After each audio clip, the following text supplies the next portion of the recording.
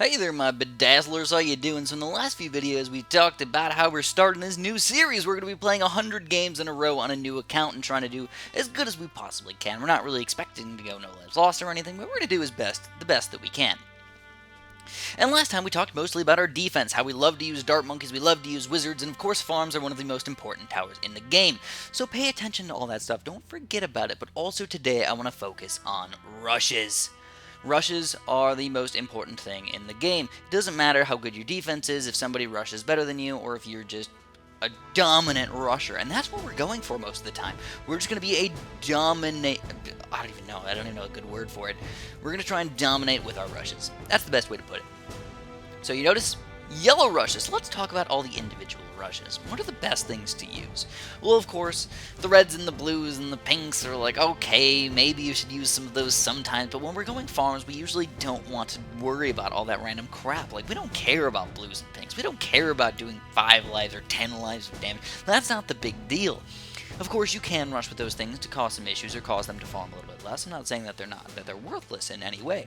But that's not the focus, especially if you're a newer player. Don't worry too much about the blues. Don't worry too much about the pinks. Worry about your defense. Don't try and do 10 lives of damage. Don't try and do 20 lives of damage. We're trying to do a 150 lives all at once. We're trying to kill them. That's the point. We're not trying to just hurt them. We're trying to kill them. So that being said, we have to talk about some of the really crazy awesome rushes. Yes, the number one rush is the yellow rush. The yellow rush will wipe out a lot of players, but you have to use it in a lot of specific circumstances, and I don't recommend always going for the yellow rushes because any normally good player will be able to defend them. But yellow rushes are a really good way to cause a lot of issues for a lot of people. The only thing is, when you do these yellow rushes, you're putting yourself at a really big disadvantage for round 12 or 13. You're not going to have as much money, so it's kind of a risky rush.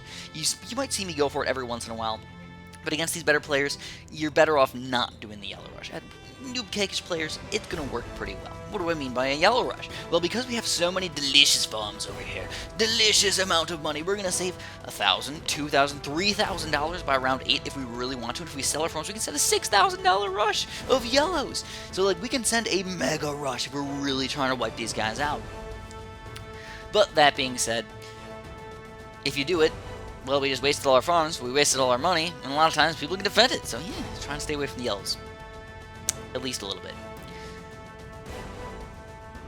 So the next big rush that you can do, I don't ever recommend pinks, by the way. I know some people, they do pink rushes, and I highly recommend staying away from the pink rushes. So the next big rush you can do is round 11. You can do a regrow white, a regrow grouped white rush. Of course, you can rush with regrow whites on round 8, but they're spaced and they're usually not that problematic, and they're probably not going to kill somebody. But round 11, you'll see me do this a lot, especially to the newer players, especially to people who go wizards and or ninjas. You can annihilate them with regrow whites. Send out $2,000 worth of regrow whites, and you will most of the time kill them. Now, the thing about going for a regrow white rush is you don't want to go for an all-out regrow white rush. You can spend $1,000, $2,000, maybe even $3,000 on a regrow white rush.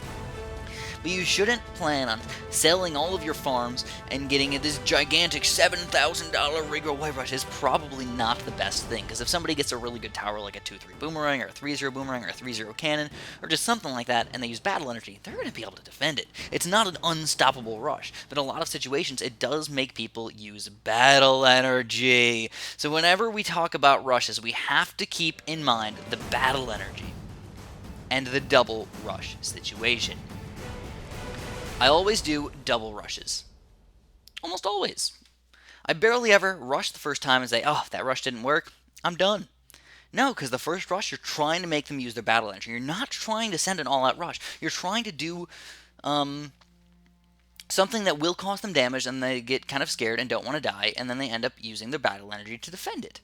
And most of the time, this is, again, regrow whites, a bunch of whites, sometimes zebra balloons, or just something like that just kind of gets them scared, makes them use their battle energy, and then you can come with a secondary rush. So after their battle energy is gone, you guys know there's a cooldown, right?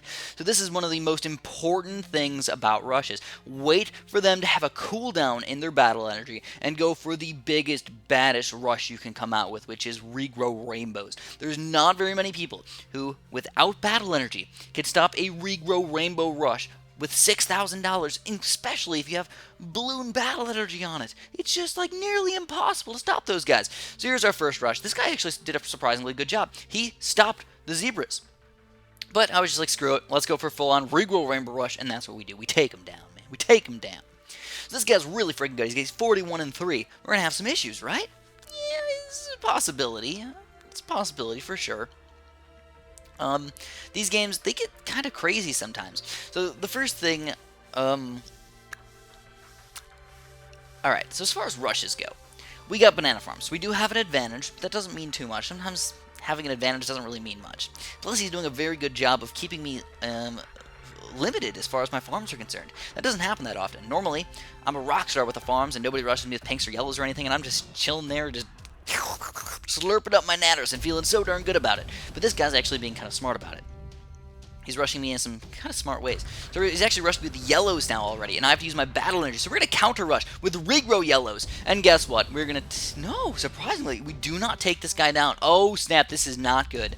So I just wasted all of my battle energy, or all of my farms on that rush. No, how did he survive that thing? I saw billions of lives getting through, and could we possibly... No! He somehow finally takes us down. So that was the first loss of our series.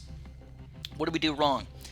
We probably rushed with too many regrow yellows, and we probably didn't wait for our really nice big rushes. Again, the yellows, they are nice, and they can win you a lot of games, but if you're too crazy with them, and you go for like a big regrow yellow rush, you're gonna... It's $2,000, $3,000. I don't even know how he defended that, to be honest. He only had a couple dart monkeys, and he still defended those guys, but good for him, I suppose.